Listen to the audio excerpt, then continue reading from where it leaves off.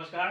আজি আমি ক্লাছ 8ৰ গণিতৰ 11.2 প্ৰশ্ন অনুশীলনীৰ প্ৰশ্ন সমাধান কৰিম আৰু এই অনুশীলনীৰ প্ৰশ্নকেইটা প্ৰধানকৈ ঘনকৰ পৃষ্ঠকালি, আয়তীয় ঘনকৰ পৃষ্ঠকালি আৰু শৃংগৰ পৃষ্ঠকালিৰ ওপৰত নিৰ্ভৰ কৰিছে। সেয়েহে আমি প্ৰথমতে এই কালিৰ সূত্ৰকেইটা আলোচনা কৰোঁ। আয়তীয় ঘনকৰ পৃষ্ঠকালি, আয়তীয় ঘনক বুলি ক'লে এনেধৰণৰ এটা আকৃতি। ইয়াত মুঠ 6খন পৃষ্ঠ থাকে। ইয়াৰ প্ৰতি বিপৰীত পৃষ্ঠৰ কালি দুখন সমান হয়। অৰ্থাৎ এতিয়া আমি ওপৰ আৰু তলৰ কালিটো হ'ব কিমান L × B। এল বি ওপৰখন আৰু দুখন তলৰখন, অৰ্থাৎ 2 × LB দুখন কালি পৃষ্ঠকালি। ঠিক তেনেকৈ এই দুখন পৃষ্ঠকালি যদি উলিয়াব লাগে, এইটো হ'ব B পূৰণ H, অৰ্থাৎ এইখন তলৰ কালি হ'ব 2BH হ'ব। ঠিক তেনেকৈ এই দুখন কালি, এইখনৰ কালি আৰু বিপৰীত ফালে থকা এইখন পৃষ্ঠৰ কালি হ'ব অৰ্থাৎ L পূৰণ H বা H পূৰণ L। HL ৰ দুখন কালি HL L, অৰ্থাৎ 2, 4, 6খন পৃষ্ঠৰ কালি 2LB + 2BH + 2HL। Lটোৱে ইয়াত দিশ বুজাইছে, Bটোৱে প্ৰস্থ বুজাইছে আৰু Hটোৱে উচ্চতা বুজাইছে। গতিকে এইটোক আমি যদি সৰল কৰিব বিচাৰোঁ, দুইটো আমি এনেকৈ কমন ল'ব পাৰোঁ। কমন ল'লে আমি থাকিব ভিতৰত 2 × LB + BH + HL। এইটো হৈছে আয়তীয় ঘনকৰ পৃষ্ঠকালি। এইটো আমি মনত ৰাখিব লাগিব। ঠিক তেনেকৈ ঘনকৰ পৃষ্ঠকালি উলিয়াব লাগিলে ঘনক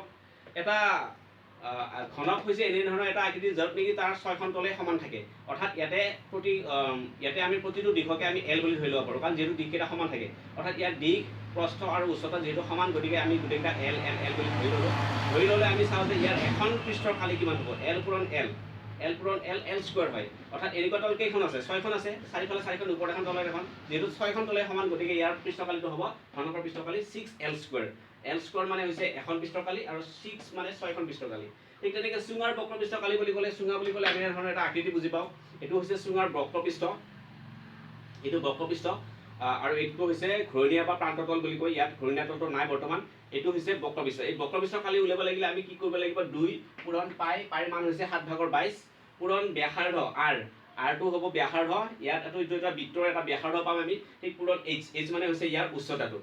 অৰ্থাৎ 2 পূৰণ পাই পূৰণ ব্যাসাৰ্ধ পূৰণ উচ্চতা পূৰণ কৰিলে আমি কি পাওঁ? ইয়াৰ বক্ৰপৃষ্ঠকালি, যিখিনি বেকা পৃষ্ঠখিনি কিমানখিনি আগুৰি আছে সেইখিনি আমি উলিয়াব পাৰোঁ। তাৰপিছত আহিলে চুঙাৰ মুঠ পৃষ্ঠকালি।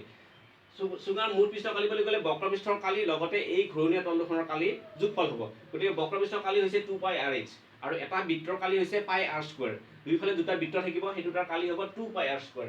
এই দুটাৰ পৰা আমি 2πr কমন ল'লে R + H, 2πr + R + H। অৰ্থাৎ আমি এইটো সূত্ৰ মুঠ পৃষ্ঠকালি হিচাপে মনত ৰাখিব পাৰোঁ। এইটো হৈছে বক্ৰপৃষ্ঠকালি, এইটো হৈছে ঘনকৰ পৃষ্ঠকালি আৰু এইটো হৈছে আয়তীয় ঘনকৰ পৃষ্ঠকালি। এই তিনিটা সূত্ৰ আমি মনত ৰাখিব লাগিব আৰু এইকেইটা মনত ৰাখিলেহে আমি এই প্ৰশ্নকেইটা সমাধান কৰিব পাৰিম। ইয়াৰ পিছত এতিয়া 11.2ৰ 1 নম্বৰ প্ৰশ্নটোলৈ যাওঁ। 11.2ৰ 1 নম্বৰ প্ৰশ্নটো দিয়া আছিলে এটা ঘনকৰ বাহুৰ দৈৰ্ঘ্য দিয়া আছে 27 চেণ্টিমিটাৰ। এটা ঘনকৰ বাহুৰ দৈৰ্ঘ্য দিয়া আছে 27 চেণ্টিমিটাৰ। তেতিয়াহ'লে অৰ্থাৎ L ঘনকৰ বাহু বুলি আমি লিখিব পাৰোঁ। ঘনকৰ বাহুটো আমি L আখৰেৰে বুজিলোঁ। L আখৰে ধৰিলে আমাক দিয়া আছে 27 চেণ্টিমিটাৰ দিয়া আছে। তেতিয়াহ'লে আমাক উলিয়াব দিছে ঘনকটোৰ পৃষ্ঠকালি কিমান হ'ব। আমি ঘনকৰ পৃষ্ঠকালি সূত্ৰ লিখিব লাগিব। এনেকৈ ঘনকৰ পৃষ্ঠকালি সূত্ৰটো আছিলে 6L²। 6L², অৰ্থাৎ ইয়াতে 6 পূৰণ L²। Lৰ মানটো পালোঁ 27 স্কুৱেৰ বৰ্গ চেণ্টিমিটাৰ। এতিয়া 6 পূৰণ 27² মানে 27 পূৰণ 27 বৰ্গ চেণ্টিমিটাৰ। এতিয়া আমি এইখিনি পূৰণ কৰি তাৰ উত্তৰটো পাম। 27 আমি পূৰণ কৰোঁ। 27 গুণ কিমান হয়? 27 গুণ 7 7 49, 7 2 গুণ 4 14 18, 7 2 গুণ 14, 2 গুণ 4 5 9 8 4 12 5 6 7 729 পালোঁ আমি। 729ৰ লগত যদি আমি 6 পূৰণ কৰি দিলে কিমান হ'ব? 9 6 54, 6 2 গুণ 12 5 17, 7 6 42 1 43, 4374, অৰ্থাৎ 4374 বৰ্গ চেণ্টিমিটাৰ। এইখিনি হৈছে পূৰণফল। গতিকে ঘনকৰ পৃষ্ঠকালি যদি বাহুৰ মানটো 27 চেণ্টিমিটাৰ হয়, তেতিয়াহ'লে ঘনকৰ পৃষ্ঠকালি কিমান হ'ব? 4364 বৰ্গ চেণ্টিমিটাৰ। সেইটো হ'ব ঘনকৰ পৃষ্ঠকালি। ইয়াৰ পিছত আমি 5 নম্বৰলৈ যাওঁ। 5 নম্বৰ দিয়া আছে এটা ৰোলাৰৰ ব্যাস। ৰোলাৰটো হৈছে এটা চুঙা আকৃতি। এইটো এটা ৰোলাৰ বুলি ধৰি ল'লে এইটো এটা চুঙা আকৃতি হয়। গতিকে ৰোলাৰৰ আমি যিখিনি আমাৰ যোগ দিয়া আছে সেই যোগটো আমি চুঙাৰ লগত মিলাই ল'ম। গতিকে ৰোলাৰটোৰ ব্যাস দিয়া আছে। ব্যাস মানে হৈছে কেন্দ্ৰৰ মাজেৰে যোৱা ৰেখাডাল ব্যাস আৰু ব্যাসাৰ্ধ হ'ব তাৰ আধা। গতিকে ব্যাস যিমান হয় ব্যাসাৰ্ধটো তাৰ আধা হ'ব আৰু লগতে তাৰ উচ্চতাটো দিয়া আছে। উচ্চতাটো হ'ব এইটো। আৰু আমাক কৈছে যে সেই ৰোলাৰটোৱে বাগিচা এখন সমান কৰে। সমান কৰাৰ ফলত কি হয়? প্ৰতি বৰ্গ মিটাৰত খৰচ হয় 75 পইচা। তেতিয়াহ'লে গোটেই পথাৰখনত কিমান টকা খৰচ হ'ব। অৰ্থাৎ আমি জানিব লাগিব প্ৰথমতে চুঙা ৰোলাৰটোৰ বক্ৰপৃষ্ঠকালি জানিব লাগিব। ৰোলাৰটোৰ বক্ৰপৃষ্ঠকালি যিমান হয় তাৰ লগত যিমান পাক ঘূৰিলে 500 বাৰ ঘূৰিলে বুলি কৈছে, 500 পূৰণ কৰিব লাগিব। তেতিয়া আমি তাৰ পথাৰখনৰ কালি পাই যাম। পথাৰখনৰ যিখিনি সমান কৰিছিলে সেইখিনি কালি পাই যাম, আৰু পথাৰখনৰ সেই কালিৰ লগত 75 পইচাটো আমি পূৰণ কৰিলে আমাৰ যিটো উলিয়াব লাগে সেই উত্তৰটো পাম। গতিকে আমাৰ প্ৰথম কাম হ'ব ৰোলাৰটোৰ যিটো আমাক ব্যাস দিয়া আছে সেই ব্যাসৰ পৰা আমি ব্যাসাৰ্ধটো উলিয়াই ল'ব লাগিব। গতিকে প্ৰথমতে আমি লিখোঁ ৰোলাৰৰ ব্যাস দিয়া আছে 84 চেণ্টিমিটাৰ। ৰোলাৰৰ ব্যাস দিয়া আছে 84 চেণ্টিমিটাৰ। যিহেতু আমি পথাৰৰ কালি উলিয়াম, গতিকে চেণ্টিমিটাৰক আমি মিটাৰলৈ লৈ যাওঁ। চেণ্টিমিটাৰক আমি মিটাৰলৈ নিলে হ'ব 0.84 মিটাৰ। এতিয়া আমি যদি ব্যাসাৰ্ধ উলিয়াব পাৰোঁ, এতেকে ৰোলাৰৰ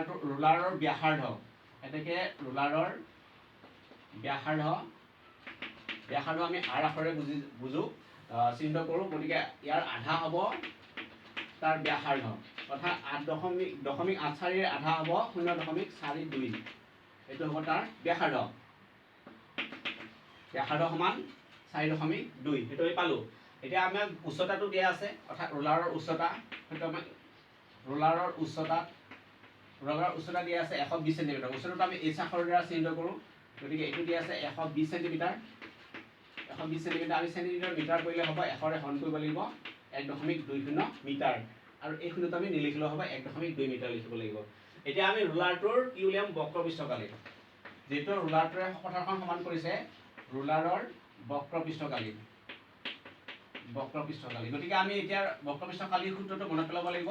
বক্ৰপৃষ্ঠকালিৰ সূত্ৰটো আছিলে 2πRh, অৰ্থাৎ 2 পূৰণ পাইৰ মানটো হৈছে 7/22 পূৰণ আৰৰ ব্যাসাৰ্ধৰ মানটো আমি পালোঁ 0.42 মিটাৰ। ঠিক তেনেকৈ ইয়াৰ উচ্চতা যিটো আছিলে Hৰ মানটো পালোঁ 1.2, এইটো হ'ব বৰ্গ মিটাৰ। এতিয়া আমি এইখিনি সৰল কৰিম। এইখিনি সৰল কৰিব লাগিলে 7ৰে 0.42 হৰণ কৰিলে আমি পাম 0.06 পাম। গতিকে এটা আমি সংখ্যা পূৰণ কৰিব লাগিব। এইটা সংখ্যা পূৰণ কৰিলে যিটো উত্তৰ পাম তাৰ লগত আমি 500 পূৰণ কৰিলে পথাৰখনৰ কালি পাম। গতিকে ইয়াত থাকিলে 2 পূৰণ 22 44 ইনটু 0.06 ইনটু 1.2 বৰ্গমিটাৰ।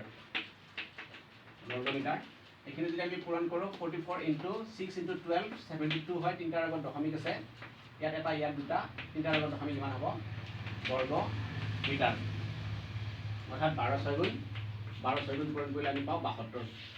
গতিকে 72 বুলি কওঁতে ইয়াত এটা ইয়াত দুটা, 3টাৰ আগত দশমিক হ'ব, সেইকাৰণে এটা শূন্য দি ল'লোঁ।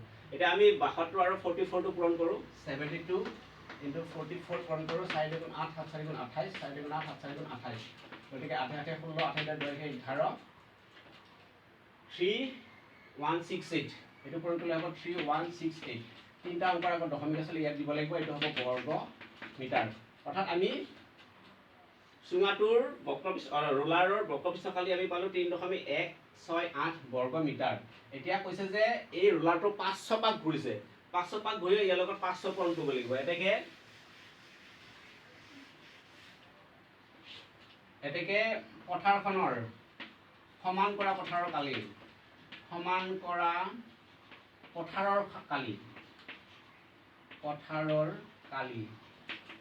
যিহেতু ৰোলাৰটো 500 পাক ঘূৰিছে, ইয়াক বক্ৰপৃষ্ঠকালিৰ লগত 500 পূৰণ কৰিব লাগিব বৰ্গ মিটাৰ।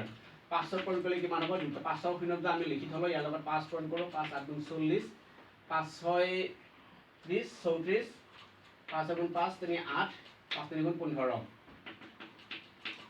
দশমিক হ'ব 3টাৰ আগত, ইয়াত 3টাৰ আগত দশমিক দিলোঁ, বৰ্গ মিটাৰ। দশমিকৰ পিছত শূন্য আমি আৰু নিলিখোঁ, অৰ্থাৎ 1584 বৰ্গ মিটাৰ। সেইখিনি হৈছে ৰোলাৰটোৰে সমান কৰা পথাৰখনৰ কালি। এতিয়া আমাক খৰচ হৈছে কিমান, 75 পইচাকৈ খৰচ হৈছে বুলি কৈছে। এতিয়া মুঠ খৰচ আমি উলিয়াম। এতিয়া মুঠ খৰচ আমি ওলাম 1584 পূৰণ 75 পইচা। এতিয়া পইচাক আমি টকালৈ লিখোঁ, 0.75 টকা বুলি লিখোঁ। আমি জানো যে 75 পইচাটো, আমি এইটো কথা জানো যে 75 পইচা মানে কিমান টকা হয়, 0.75 টকা হ'ব। গতিকে পইচাক আমি টকাত প্ৰকাশ কৰি দিলোঁ। এতিয়া আমি এই দুটা পূৰণ কৰিলে আমাৰ উত্তৰটো পাই যাম। গতিকে 1584 × 75 পূৰণ কৰিলে হ'ল। এতিয়া আমি এইখিনি পূৰণ কৰি চাওঁ। 1584 ইনটু 75 5 4 20 5 40 40 42 5 5 25 4 29 5 2 5 6 7 ঠিক তেনেকৈ 7 4 28 8 56 7 58 5 35 5 40 7 7 7 11 0 0 9 8 17 একে 18 7 একে 8 1 1 অৰ্থাৎ এটা পালো আমি 11880 দশমিক দুটাৰ আগত আছিল ইমান টকা এনেকৈ 1188 টকা এইটোৱে হ'ব আমাৰ উলিয়াবলগীয়া উত্তৰ ধন্যবাদ